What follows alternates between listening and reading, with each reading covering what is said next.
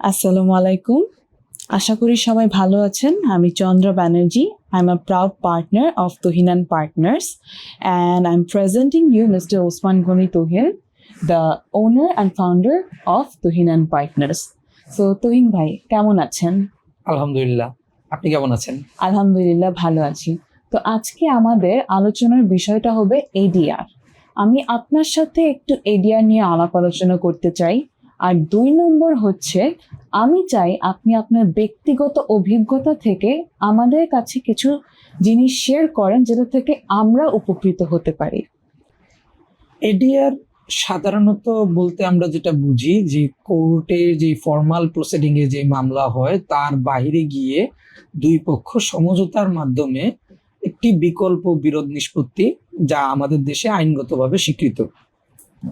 আচ্ছা তুহিন ভাইয়া, আমরা যেহেতু এডিআর নিয়ে আজকে আলোচনা করছি, আমি একটু জানতে চাচ্ছি যে বাংলাদেশের বর্তমান আইনগত ব্যবস্থা বা সামাজিক ব্যবস্থা বা ব্যবসায়িক ব্যবস্থা থেকে এডিআর কতটা গুরুত্বপূর্ণ বা আমরা এডিআর থেকে কতটা উপকৃত হতে পারি। আপনি যদি আপনার একটু ব্যক্তিগত অভিজ্ঞতা থেকে আমাদের সাথে শেয়ার করতেন তাহলে খুব উপকৃত হতে পারবেন।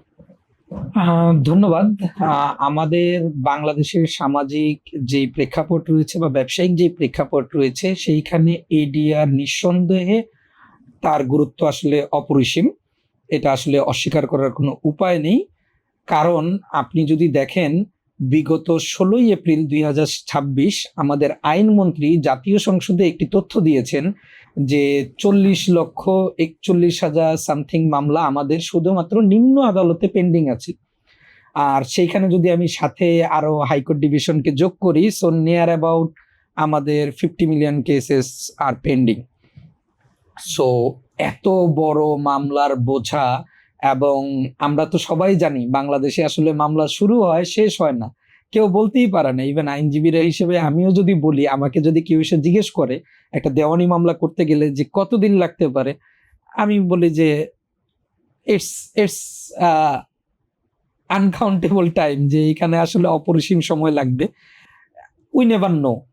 কারণ আমাদের যে স্টেপগুলো আছে বা দেওয়ানির যে প্রথাগুলো আছে, আপনি যদি দেখেন যে এক একটা মামলার প্রত্যেকটা স্টেজে আমি যদি অ্যাপিল, রিভিউ, রিভিশন, হাইকোর্ট ডিভিশনে এইসব জায়গায় গিয়ে গিয়ে যদি আমি স্টাক হতে থাকি, তাহলে কিন্তু এই মামলার জট আসলে সহজেই ছোটানো সম্ভব না। সো আমাকে যদি আসলেই আমার এই ব্যাকলগ কমিয়ে আনতে হয়, ইফেক্টিভলি আসলে যদি আমার এই বিচার ব্যবস্থাকে আসলে প্রচলিত অবস্থা থেকে আসলে নিয়ে এসে যদি আমি আসলে একটা ইফেক্টিভ বিচার ব্যবস্থা চালু করতে চাই, সেই ক্ষেত্রে এডিআর এর কোনো বিকল্প নেই। আমাকে অবশ্যই বিকল্প বিরোধ নিষ্পত্তি বেছে নিতে হবে।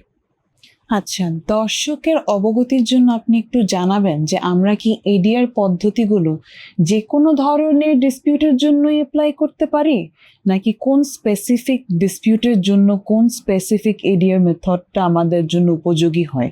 মানে দর্শকের অবগতির জন্য আপনি যদি একটু বলতে পারেন যে কোন কোন ব্যাপারগুলো এডিআর এর মাধ্যমে সব খুবই দ্রুত নিষ্পত্তি হওয়া সম্ভব। আচ্ছা, এইখানে যদি আমি বলি, সবার প্রথমেই আসলে যেটা আমাদের মাথায় রাখা উচিত যে সকল ধরনের বিরোধী কিন্তু আমার এডিআর এর মাধ্যমে নিষ্পত্তিযোগ্য নয়। যেমন যদি কোনো ক্রিমিনাল অফেন্স হয়ে থাকে, কোনো ফৌজদারি অপরাধ হয়ে থাকে, সেই ক্ষেত্রে কিন্তু আপনি এটা এডিআর এর মাধ্যমে নিষ্পত্তি করতে পারবেন না। সো ধরেন আমি বলছি যে ব্যবসায়িক বিরোধ নিষ্পত্তি করা যাবে, কিন্তু ব্যবসায়িক বিরোধেরও কিন্তু অনেক কিছু আছে যেটা আমার কমার্শিয়াল ক্রিমিনাল লিটিগেশনে চলে যায়। সো এগুলো কিন্তু আমি চাইলেও করতে পারবো না। কিন্তু আমাদের যেই সিআরপিসি বা কোড অফ ক্রিমিনাল প্রসিজার রয়েছে, সেই কোড অফ ক্রিমিনাল প্রসিজারে কিন্তু কম্পাউন্ডেবল অনেক অফেন্স আছে, যেগুলো চাইলেই আপনি দুই পক্ষ সমঝোতার মাধ্যমে আসতে পারেন। সো ক্রিমিনাল হলেই যে করা যাবে না এটাও যেমন ঠিক না, আবার ক্রিমিনাল হলেই যে করতে পারবো না এটাও ঠিক না। সো নাম্বার ওয়ান, আমি যদি বলি যে পারিবারিক বিরোধ, বাংলাদেশের কোর্টগুলোতে যে মামলাগুলো আছে তার অনেক বড়, যদি আমি দুইটা অংশ বলি, তার একটা হচ্ছে পারিবারিক বিরোধ। সো এই পারিবারিক বিরোধটাকে আসলে এরকম হস্টাইল পর্যায়ে না যে, এবং অনেকেই আসলে সামাজিক প্রথাগত অনেক ধরনের আসলে হেয় প্রতিপন্নতার ভয় থাকে বা অনেক ধরনের ইস্যু তারা চিন্তা করে যে আসলে যাব এইখানে আমি সামাজিকভাবে হেয় প্রতিপন্ন হতে পারি, বা অনেক ধরনের ইস্যুই আসলে থাকে, অনেকে আসলে এই জিনিস চিন্তা করেও যান না। সো এই জায়গাটায় আমার মনে হয় যে সবচেয়ে বেশি ইফেক্টিভলি কাজ করা পসিবল ফ্যামিলি লয়ের ক্ষেত্রে। সেকেন্ডে যদি বলি আমি দেওয়ানি মোকদ্দমা, বাংলাদেশে এটা আমরা সবাই জানি যে আমাদের দেশের যে আসলে ল্যান্ড রিলেটেড যে ইস্যুস গুলো আছে, এটার আসলে মানে চাইলেও ওভারনাইট আসলে সলিউশন সম্ভব না। ওভারনাইট কখনোই সলিউশন সম্ভব না। তার কয়েকটা কারণ আছে। কারণ দেখা যাচ্ছে যে এই আদালত রিলেটেড যে সমস্যাগুলো বা আমার এই ল্যান্ড রিলেটেড সমস্যাগুলো যেগুলো আমার আদালতে গড়াচ্ছে, এই ল্যান্ড রিলেটেড সমস্যাগুলো কিন্তু এই দুই পার্টি থেকে স্টার্ট হয় না বেশিরভাগ ক্ষেত্রেই। বেশিরভাগ ক্ষেত্রে এটা দেখা যাচ্ছে প্রজন্ম থেকে প্রজন্ম চলে আসছে, যার কারণে এই মামলা কিন্তু দীর্ঘসূত্রিত হতে থাকে। সো এই জায়গাটায় আমার মনে হয় যে অনেক বড় একটা ক্ষেত্র আছে, যে আসলে উভয় পক্ষ আসলে সমঝোতার মাধ্যমে, বিকল্প বিরোধের মাধ্যমে আসলে এই জায়গাটা আসলে এডিআর এর মাধ্যমে সলিউশনে আসা। থার্ডে যদি বলি আমাদের কমার্শিয়াল ডিসপিউট, যেটা আসলে আমাদের হিউজ কনসার্ন, অনেক বড় একটা কনসার্ন, বিশেষ করে ব্যবসায়ীদের ক্ষেত্রে। আমি যদি আগে কনসার্ন গুলো বলি, কারণ ব্যবসায়ীদের যদি আমি বলি যে একজন ব্যবসায়ী প্রথমে যদি ধরেন তার আমি যে ধরেন দুইটা ব্যবসায়ীর মাধ্যমে মধ্যে একটা বিরোধ আছে, সেইখানে আমি বিরোধের যদি পরিমাণটা ধরি, আর্থিক পরিমাণটা ধরি, সেটা ধরলাম আমি যে সাপোজ 1 কোটি টাকা। এখন যেই ব্যক্তিটা এই 1 কোটি টাকা পাবে, সেই 1 কোটি টাকা যদি তার বছরের পর বছর সে না পায়, লাইক যদি 10 থেকে 12 বছর 15 বছর সেটা স্টাক হয়ে থাকে, সে না পায়, এটা কিন্তু সরাসরি তার ব্যবসাকে ইফেক্ট করতেছে। এখন দেখেন যে এই 10 বছরে সে যদি এই 1 কোটি টাকা ইনভেস্ট করতো, রিইনভেস্ট করতো, তার কিন্তু এটা থেকে একটা ভালো প্রফিট আসতো, সে কিন্তু বিজনেসে আরো স্কেল আপ করতে পারতো।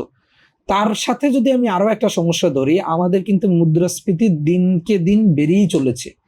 সো ধরেন আমি 2010 সালে বা 2015 সালে যে মামলাটা করলাম 1 কোটি টাকার জন্য, আমি এই 2026 সালে এসে যদি মামলাটার রায় পাই 1 কোটি টাকার জন্য, আমার কিন্তু এই মুদ্রাস্ফীতিতে টাকাটা কিন্তু 1 কোটি টাকা থাকছে না, আমার কিন্তু এটা নেমে আসছে, আমার কিন্তু টাকার ভ্যালুটা সেম থাকছে না। সো এইখানে বিজনেসের কনসার্ন কিন্তু অনেক বেশি।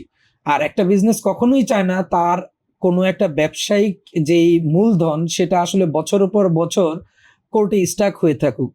এটা কিন্তু শুধুমাত্র আমাদের যে লোকাল কর্পোরেট বডি আছে তাদেরই কনসার্ন তা না, আমাদের যারা বৈদেশিক বিনিয়োগকারী আছেন তাদের কিন্তু সবচেয়ে বড় কনসার্ন এই বিষয়টা, যে আমাদের দেশে এডিআরটাকে আসলেই প্রাতিষ্ঠানিক রূপ আসলে ওইভাবে দেওয়া যাচ্ছে না কেন।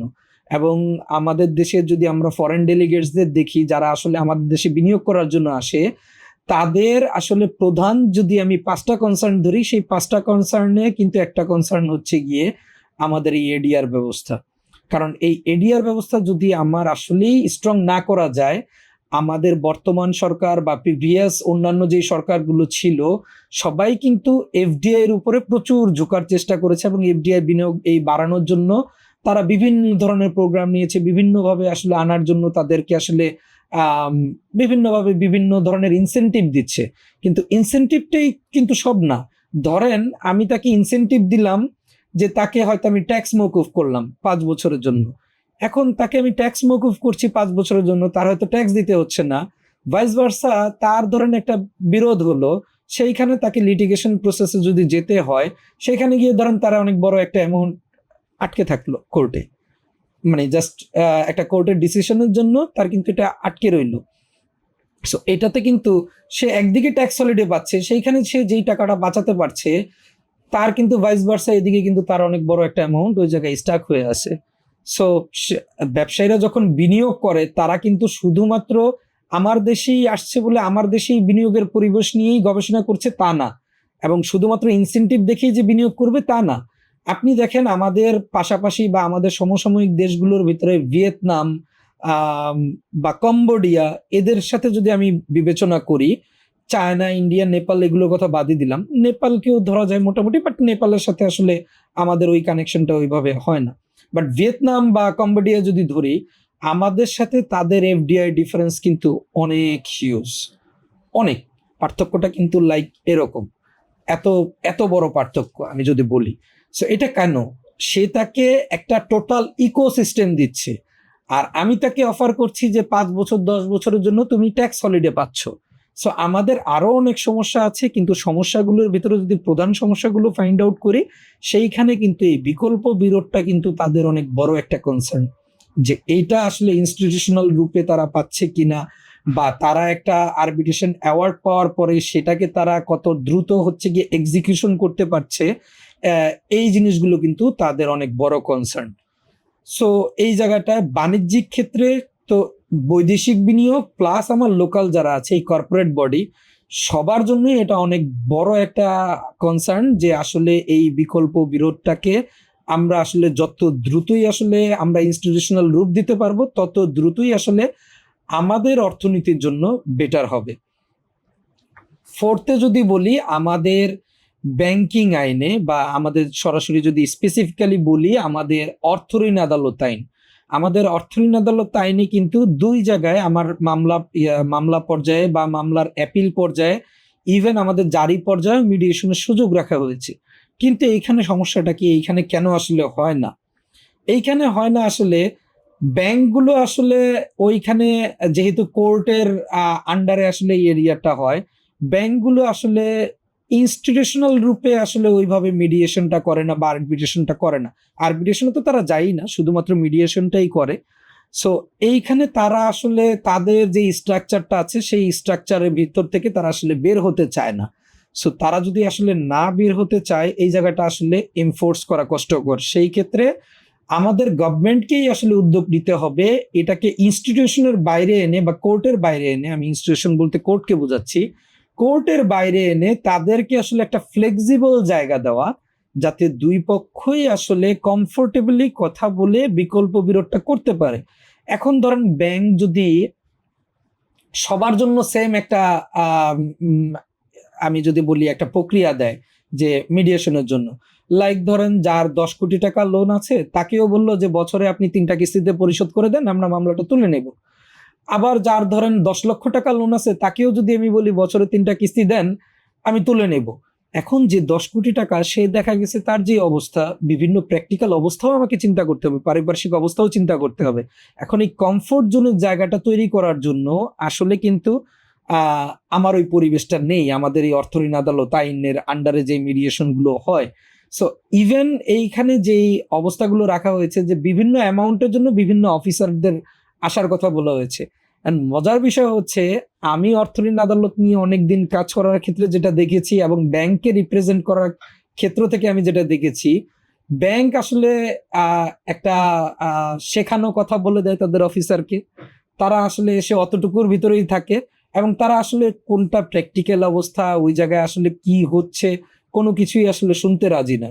তারা এসে জাস্ট তাদের প্রপোজালটা দেয়, যদি হয় তাহলে আসেন, না হলে ওকে ফাইন, ঠিক আছে আমরা কোর্ট প্রসিডিং এ শেষ করব। সো এটা তো আসলে মিডিয়েশনটাকে ইফেক্টিভ করে না, বা মিডিয়েশন প্রসেসটাই আসলে ওইভাবে আমরা যেটাকে আসলে বিকল্প বিরোধ বলছি, সেই জায়গাটাই কিন্তু ওই জায়গায় তৈরি হয় না। সো আমি যদি ওই জায়গাটাই না দিতে পারি তাহলে এটা হবে না।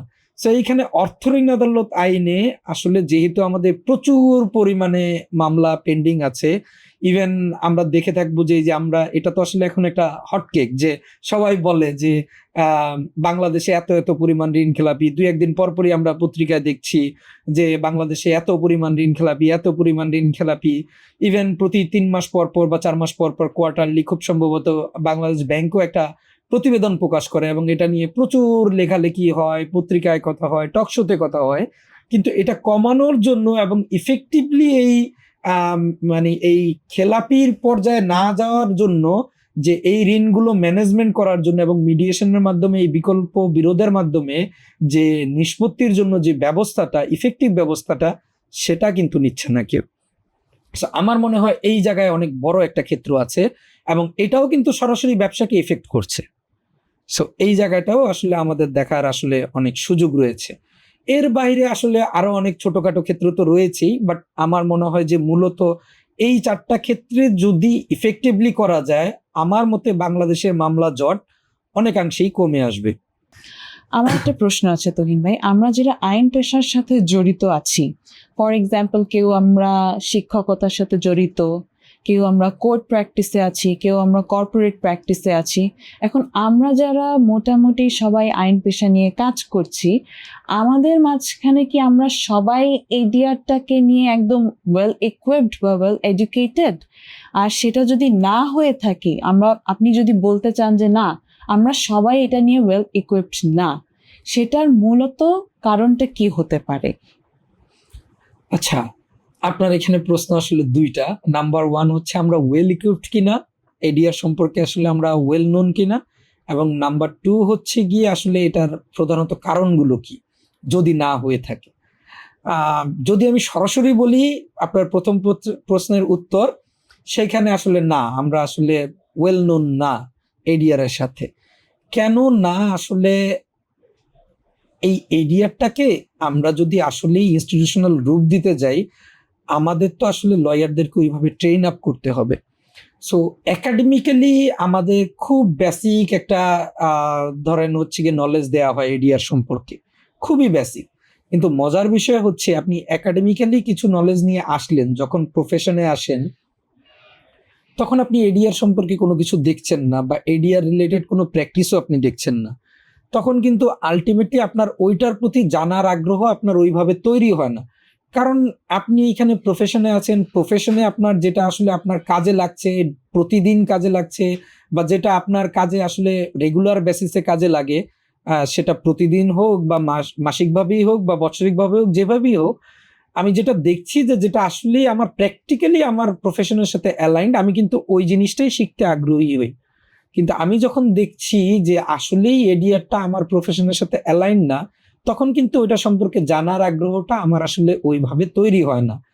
এইটা আমার মনে হয় যে সবচেয়ে বড় একটা কারণ হতে পারে। আর এইখানে আরো কিছু কারণ আছে, যে কয়েকটা কারণ অলরেডি আমি এক্সপ্লেইন করেছি, যেমন আমাদের যেই প্রতিবন্ধকতাগুলো আছে এডিআর চালুর জন্য আমাদের দেশে, এই বিকল্প বিরোধ চালুর জন্য। সো এডিআরটাকে আমরা ওই ইনস্টিটিউশনাল ফরম্যাটে আসলে ওইভাবে তৈরি করতে পারিনি। যেমন আমাদের বিভিন্ন আইনে, আমাদের সরকার বিভিন্ন আইনে এই মিডিয়েশনের ব্যবস্থা রেখেছে, কিন্তু এই মিডিয়েশনগুলোকে কিন্তু আমরা ওইভাবে আসলে ইফেক্টিভ ওয়েতে চালু করতে পারিনি, নাম্বার 1। নাম্বার 2, আমি যে ইফেক্টিভ ওয়েতে চালু করব সেটার জন্য তো আমার একটা টোটাল ইকোসিস্টেম দিতে হবে, আমার লয়ারদেরকে ট্রেন আপ করতে হবে, বা এটার সাথে অন্যান্য যারা জড়িত আছে লজিস্টিক সাপোর্ট দিবে তাদেরকে তৈরি করতে হবে। সো ওই জায়গাগুলো কিন্তু আমরা এখনো দিচ্ছি না। ইভেন আরেকটা মজার ঘটনা বলি আপনাকে, আমাদের যে পারিবারিক আদালত, এই পারিবারিক আদালতের যে মিডিয়েশন, এই মিডিয়েশনটা কিন্তু একজন জাজই করছে।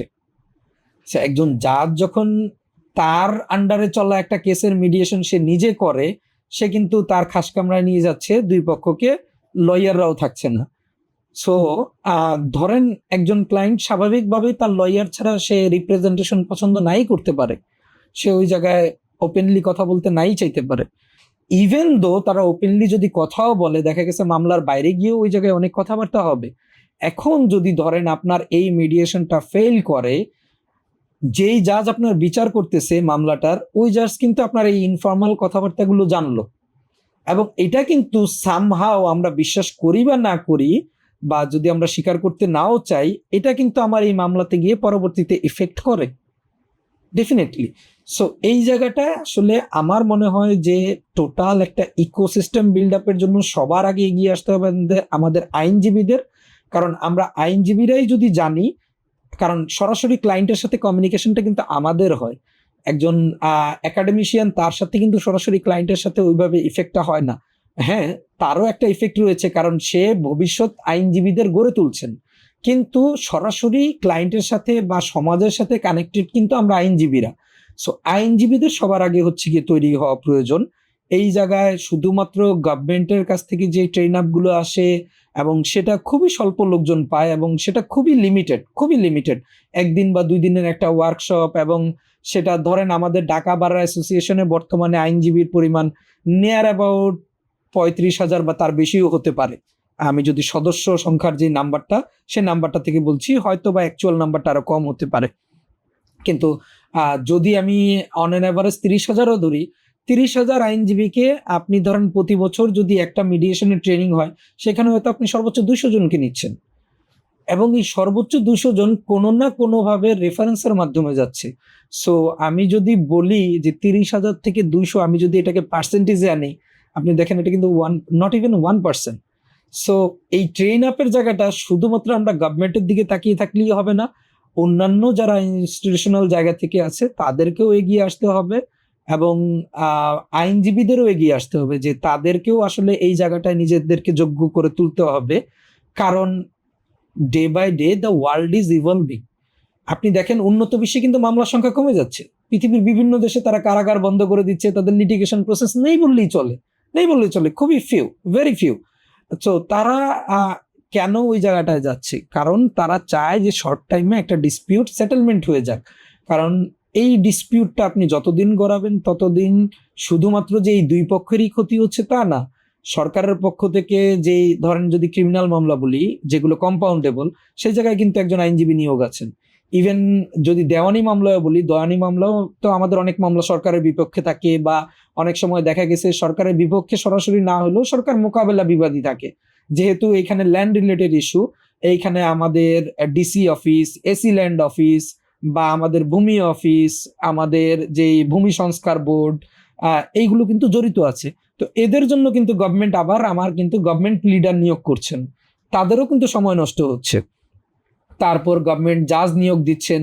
ইভেন যে এই পুরো ইনস্টিটিউশনটা, পুরো কোর্টটা শুধুমাত্র তো একজন জাজই কোর্টটা পরিচালনা করছেন না, একজন জাজকে যিনি লজিস্টিক সাপোর্ট দিচ্ছেন, যেমন ধরেন সেরেস্তাদার, পেশকার, তাদের সহকারী। সো এখানে কিন্তু অনেক মানুষ জড়িত। সো এটা কিন্তু একটা গভর্নমেন্টের জন্য অনেক বড় বার্ডেন, বিশেষ করে আমাদের মতো উন্নয়নশীল দেশগুলোর জন্য, যেখানে আমাদের আসলে নুন আনতে পান্তা ফুরায়। সেইখানে যদি আমরা শুধুমাত্র বিচার বিভাগের জন্যই বছর বছর শুধুমাত্র বাজেট বাড়াতেই থাকি এবং শুধুমাত্র চিন্তা করতে থাকি যে আমরা কোর্টের মাধ্যমেই সব নিষ্পত্তি করব, এটা কিন্তু কোনো সভ্য সমাজে হয় না।